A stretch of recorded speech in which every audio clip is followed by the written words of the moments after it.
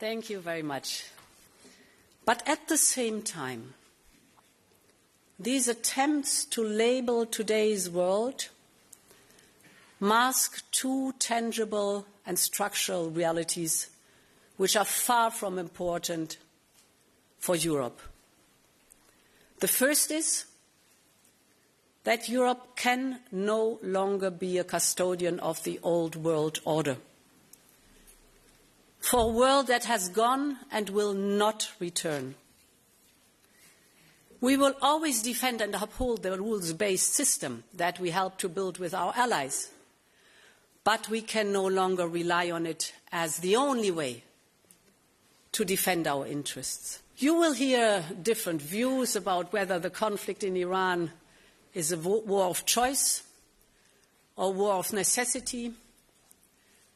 But I believe this debate partly misses the point, because Europe must focus on the reality of the situation, to see the world as it actually is today.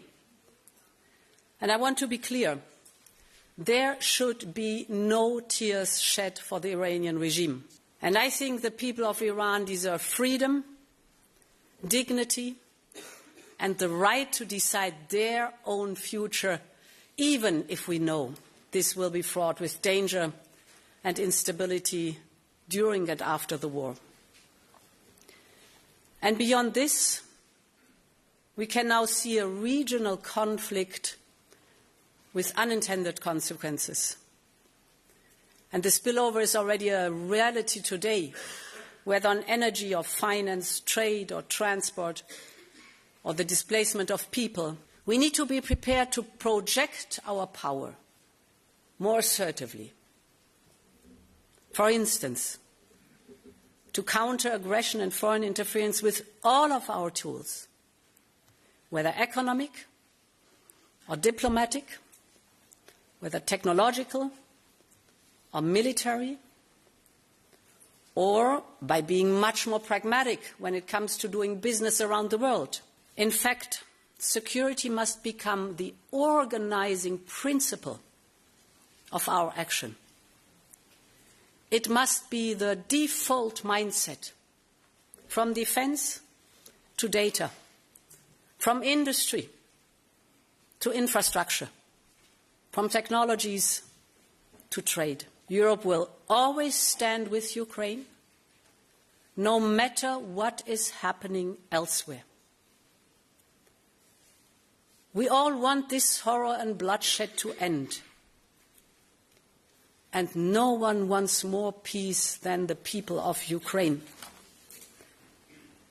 But the war must end in a way that does not sow the seeds for future conflicts.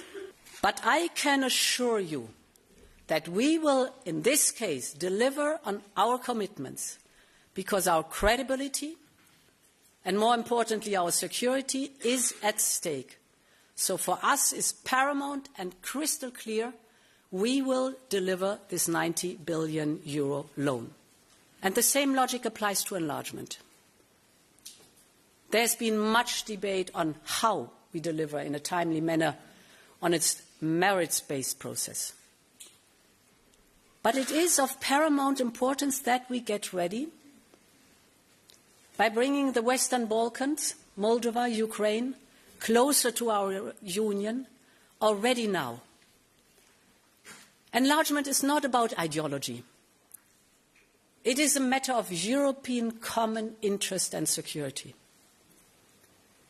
And we must be ready to deliver as soon as the time comes. Then the very best of our diplomatic corps and the very best of Europe.